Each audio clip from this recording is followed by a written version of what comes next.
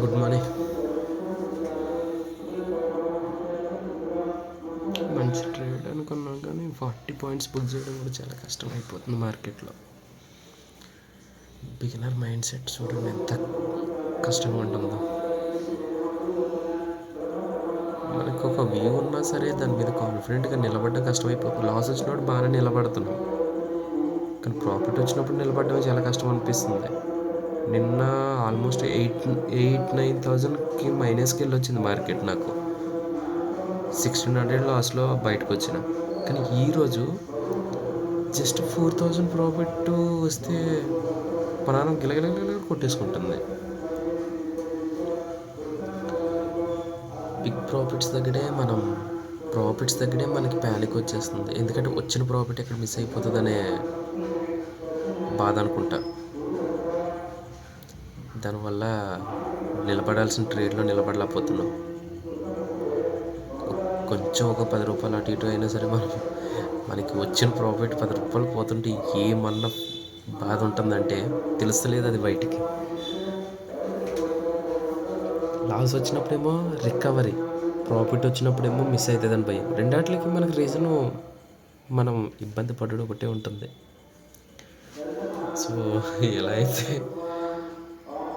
ఇది మనం మార్చుకోవాలి కంపల్సరీ. ప్రాఫిట్ వచ్చినప్పుడు అవసరమైతే కాస్ట్ అన్న వదిలేసేయాలి, మైనస్ ఇవ్వడానికన్నా వదిలేసేయాలి.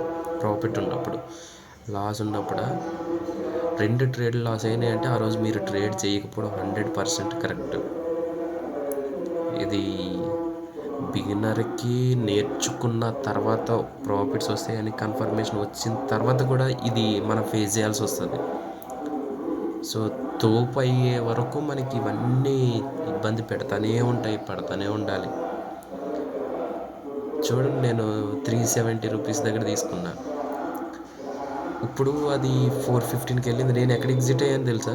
400 దగ్గర ఎగ్జిట్ అయిపోయినా. 40 పాయింట్స్ టార్గెట్ అనుకున్నా.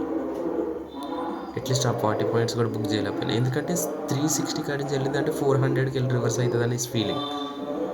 కానీ అది 415కి వెళ్ళొచ్చు, 420కి వెళ్ళొచ్చు, అట్లనే ఇంకొక 100 పాయింట్స్ కూడా కిందకి వెళ్ళొచ్చు. అప్పుడు ఎవరేం చేయలేము కదా, రైట్? అలా ఉంటుంది మార్కెట్తో మనకి ప్రాబ్లమ్స్.